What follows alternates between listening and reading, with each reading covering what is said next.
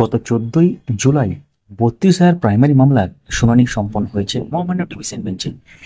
এই ভিডিওতে আমরা শুনানির পুঙ্খানুপুঙ্খ বাংলায় ব্যাখ্যা করব, তার সাথে অর্ডার কপি দেখাবো। পরবর্তী শুনানিতে কি হতে পারে সেই ব্যাপারটা নিয়ে আলোচনা করা হবে। দেরি না করে শুরু করা যাক। পরবর্তী সময়ে গুরুত্বপূর্ণ আপডেটগুলো মিস করতে না চাইলে আমাদের চ্যানেলটিকে সাবস্ক্রাইব করে পাশের বেল আইকন প্রেস করে অল করে দেবেন। যারা ফেসবুক থেকে দেখছেন পেজটিকে ফলো করতে ভুলবেন না, ভিডিওটি লাইক করে এখন দেখার পর শেয়ার করে দেবেন। শুরু করা যাক। এর আগে সংক্ষিপ্ত আকারে আমরা বলেছিলাম শুনানিতে কি হয়েছিল, ডিটেলসে হতে চলেছে এই ভিডিওটি। A to Z ইনফরমেশন থাকবে।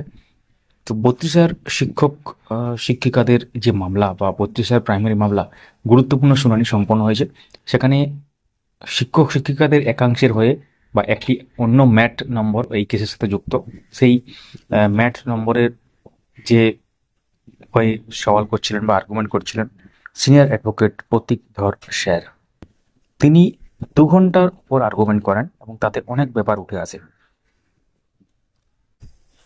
প্রথমেই অ্যাপটিউড টেস্ট সম্পর্কে অনেক আর্গুমেন্ট হয় বা আলোচনা হয় এবং senior advocate প্রতীকধর sir aptitude test জিনিসটা কি সেটা ব্যাখ্যা করেন এবং অ্যাপটিউড টেস্ট মানে আলাদা কোনো টেস্ট নয়। এই টেস্ট মানে এটাকে ন্যাচারাল এবিলিটি যাচাই করার একটা ব্যাপার, সেই ব্যাপারটা তুলে ধরেন। মূলত প্রতীকধরবাবু 600+ নন ট্রেন্ড টিচারদের হয়ে আর্গুমেন্ট করছিলেন এবং আগের দিনেও বলেছিলেন অ্যাকচুয়ালি।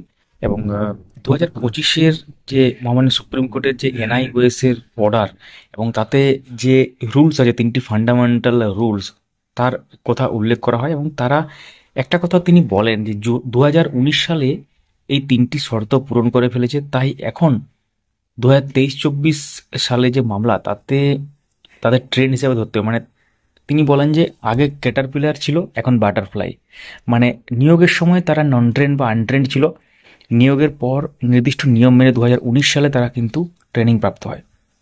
এবং আরেকটা গুরুত্বপূর্ণ ব্যাপার এখানে তুলে ধরা হয়, সেটা হচ্ছে শুধুমাত্র ইংরেজি ভালো না জানার জন্য একজনকে চাকরি থেকে বরখাস্ত করা হয়েছে এবং এই মামলাতে সে যুক্তই ছিল না, এই ব্যাপারটা কিন্তু বলা হয়।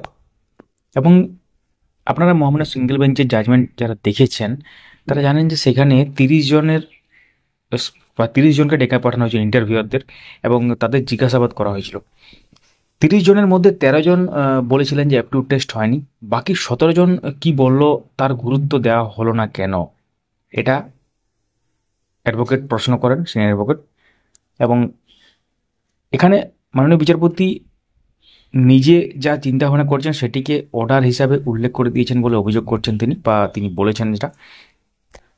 তো আমরা একটু চলে যাই মহামান্য সিঙ্গেল বেঞ্চের সেই পার্টিকুলার অংশে যেখানে এই ব্যাপারটা লেখা ছিল, বা এই যে ইন্টারভিউতে ডেকে যে জিজ্ঞাসাবাদ করা হয়েছিল, তারপরে সেখানে মাননীয় বিচারপতি, তৎকালীন বিচারপতি মাননীয় অভিজিৎ গঙ্গোপাধ্যায়, তিনি কি লিখেছিলেন অর্ডারে, সেই জায়গাটা আমরা একটু দেখাই।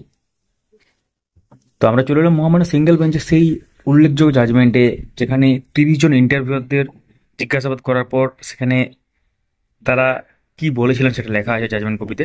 তো এখানে দেখতে পাচ্ছেন 1, 2, 3, 4 করে সিরিয়াল নম্বর আছে এবং প্রথমে দেখতে পাচ্ছেন এখানে হুগলি থেকে ডাকা হয়েছিল নো অ্যাপটিউড টেস্ট, তারপর উত্তর দিনাজপুর থেকে অ্যাপটিউড টেস্ট ওয়াজ টেকেন এবং কোচবিহার থেকে নো অ্যাপটিউড টেস্ট। এইরকমভাবে যদি আপনারা দেখেন তাহলে দেখতে পাবেন যে 13 জন বলেছিলেন যে অ্যাপটিউড টেস্ট হয়নি, কিন্তু বাকি 17 জন কিন্তু হয়নি বলে বলেননি, অন্যান্য ব্যাপার বলেছেন। তাহলে এখানে যে ব্যাপারটা পয়েন্ট আউট করা হচ্ছে যে মেজরিটিকে কেন গুরুত্ব দেওয়া হচ্ছে না। 30 জনের মধ্যে 17 জন তো বলেছিলেন যে অ্যাপটিউড টেস্ট হয়েছে এক প্রকার, 13 জন বলেছিলেন যে ডাইরেক্টলি একদম যে অ্যাপটিউড টেস্ট হয়নি। তাহলে মেজরিটি হচ্ছে 17 জন হচ্ছে 30 জনের মধ্যে, তাহলে মেজরিটি পার্সেন্টেজের কথাটা কেন উপেক্ষা করা হলো, এটা কিন্তু সওয়াল করেন বা তিনি বলেন সিনিয়র অ্যাডভোকেট প্রতীকধরবাবু যে এটা কেন করা হলো। আরও একটা এলিগেশন ছিল, আপনারা জানেন যে 32,000 ব্যাপারটাতে যে অনেককে নাকি নম্বর বেশি দিয়ে দেওয়া হয়েছে ইন্টারভিউতে, সেই ব্যাপারটা একাডেমিক ভালো নয় কিন্তু ইন্টারভিউতে বেশি নম্বর পেয়েছেন, এরকম যে সংখ্যা সেটা যেটা জানা হয় মাত্র 12%। এই 12%-এর জন্য পুরো নিয়োগটাই দুর্নীতিগ্রস্ত সেটা বলা যায় না। এটা তিনি একটা উদাহরণ দেন যে এটা একরকম যে যে ইডেন গার্ডেনের গ্যালারিতে 100 জনকে দেখে বলা হচ্ছে যে পুরো ইডেন গার্ডেনের গ্যালারি ফুল হয়ে গেছে, একটি সিটও খালি নেই। মানে বুঝতেই পারছেন, এক্ষেত্রে এখানেও কিন্তু কম সংখ্যক পার্সেন্টেজ বা কম পার্সেন্টেজের ব্যাপারটাকে ধরে নেওয়া হয়েছিল, মেজরিটিকে গ্র্যান্ড করা হয়নি বা মেজরিটি ব্যাপারটা দেখা হয়নি। এবং সিনিয়র অ্যাডভোকেট প্রতীক ধরবাবু তিনি আরও যুক্তি উপস্থাপন করে দেখানোর চেষ্টা করেন যে বিচারপতি তৎকালীন মাননীয় বিচারপতি অভিত গঙ্গোপাধ্যায় যে চিন্তাটি এখানে বিচার হিসেবে স্থান পেয়েছে সেটা পুরোপুরি অনৈতিক, এবং তিনি এটাও বলেন যে প্যানেলের মেয়াদ শেষ হওয়ার এতদিন পরে মামলা করা ওই পিটিশনাররা চাকরি করা অনুপযুক্ত। এক্ষেত্রে বিচারপতিরা বলেন যে প্যানেল প্রকাশ হয়নি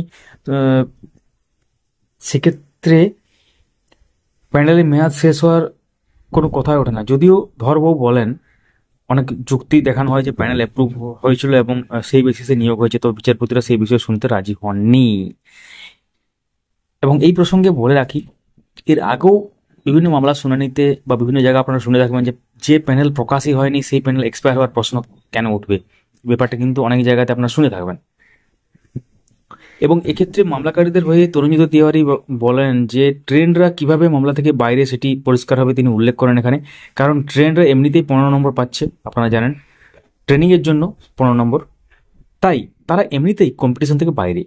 তারা এমনিতেই মানে ইন্টারভিউ বা অ্যাপটিটিউড টেস্টে পুরো যে টোটাল 10 নম্বর তাতে যদি 0 পায় বা 0 পায় তাও কাট অফে অনেকটা এগিয়ে থাকবে, কারণ 15 নম্বরটা তাদের একটা ভাইটাল রোল প্লে করছে। 15 যদি 12 কেউ পায় তো সেটাও তো একটা নন ট্রেন্ড বা আনট্রেন্ডের থেকে এগিয়ে থাকছে। এবং বিচারপতিরা সেটিকে অ্যাকসেপ্ট করলেন এবং বললেন যে ট্রেন্ডরাই মামলা থেকে বাইরে। এবং আর একটি গুরুত্বপূর্ণ এবং চাঞ্চল্যকর ব্যাপার এখানে উল্লেখ করা হয়, সেটা হচ্ছে এডিশনাল প্যানেল। হ্যাঁ, আপনারা ঠিকই শুনছেন, 2016 রিক্রুটমেন্ট প্রসেসে যেটা বলা হয়েছিল 11টি এডিশনাল প্যানেল এই রিক্রুটমেন্ট প্রসেসের আন্ডারে, অর্থাৎ এই 2016 রিক্রুটমেন্ট প্রসেসের আন্ডারে বা BLS 949 প্যানেল, যেটা টোটাল হচ্ছে 11টি এডিশনাল প্যানেল। এবং এই নিয়ে যথাযথ যুক্তি পরের দিন আদালতের পক্ষ থেকে চাওয়া হয়েছে।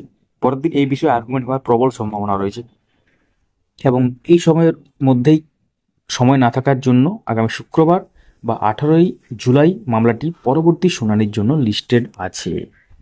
অর্থাৎ আপনারা জানেন যে এর আগে গত 7 তারিখে শুনানি হয়েছিল, তারপর 14 তারিখ, তারপর হচ্ছে 18 তারিখ। খুব শীঘ্রই কিন্তু ফাইনাল জাজমেন্ট আসার সম্ভাবনা আছে, কারণ অনারেবল জাস্টিস তপব্রত চক্রবর্তী তিনি কিন্তু যে আপার প্রাইমারি মামলা যারা শুনেছেন বা দেখেছেন, তিনি কিন্তু কেউ সমাধান করতে পারছিল না, তখন এই মাননীয় বিচারপতি কিন্তু আপার প্রাইমারি সমস্যার সমাধান করেন মামলাটি। এবং তিনি কিন্তু বেশি দিন ধরে রাখার বিশ্বাসী নয়, মানে রায়গুলো খুব তাড়াতাড়ি দেন বা পুঙ্খানুপুঙ্খভাবে বিচার করে দেন খুব শীঘ্রই, মানে ডিলে তিনি করেন না খুব একটা।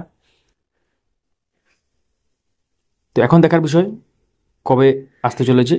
অনেকগুলো শুনানির পর্ব চলছে, লাগাতার চলেছে একদম। আমাদের চ্যানেলে প্রতিনিয়ত এগুলো আপডেট আমরা সামনে আনছি বা তুলে ধরছি।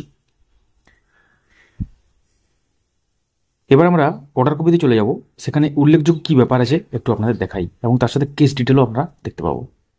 তো কেস ডিটেলসে আমরা চলে এলাম, দেখতে পাচ্ছেন কেস নাম্বার 873/2023, পরবর্তী শুনানির দিন 18ই জুলাই 2025, এবং এই মামলাটি অ্যাসাইন ম্যাটার হিসাবে দুপুর 2টোর সময় শুনানি হওয়ার একটা ব্যাপার আছে। এবার আমরা সরাসরি চলে যাব অর্ডার কপির নির্দিষ্ট অংশে। দেখতে পাচ্ছেন মিস্টার প্রতীক ধর, learned senior advocate appearing for the appellants in MAT 1322 of 2023 has concluded his argument. এখানে বলা হয়েছে মিস্টার প্রতীক ধর, যিনি MAT 1322 2023 যে অ্যাপিলেন্টসের পক্ষ থেকে বক্তব্য রেখেছেন বা আর্গুমেন্ট তিনি কিন্তু করেছেন, সেটা লেখা আছে list the matter for further consideration in the daily supplementary list of this court on 18ই July 2025 as fixed as 2 PM। পরবর্তী শুনানি ডেট 18ই জুলাই 2025 দুপুর 2টোর সময়। Honourable justice Ritabrata Kumar Mitra, honourable justice Tapabrata Chakraborty division মামলা ডিভিশন বেঞ্চে এই শুনানিটি হতে চলেছে। এখন প্রশ্ন হচ্ছে ফাইনাল জাজমেন্টে খুব বেশি দেরি হবে? আমরা একটু আগে যেটা বললাম, ফাইনাল জাজমেন্টে খুব বেশি দেরি হবে না, কারণ যে বেঞ্চে মামলাটি আছে আশা করা হচ্ছে খুব শীঘ্রই ফাইনাল জাজমেন্ট আসতে চলেছে। কবে আসবে সেটা তো কেউ বলতে পারবে না, সেটা নির্দিষ্ট সময় বোঝা যাবে। অবশ্যই সঙ্গে থাকুন পরবর্তী আপডেটগুলো পাওয়ার জন্য। ভিডিওটি লাইক করুন, সবার সাথে শেয়ার করুন, মূল্যবান মতামত কমেন্টে জানাতে ভুলবেন না। কোনো প্রশ্ন থাকলে সেটাও লিখতে পারেন। Thank you so much for watching.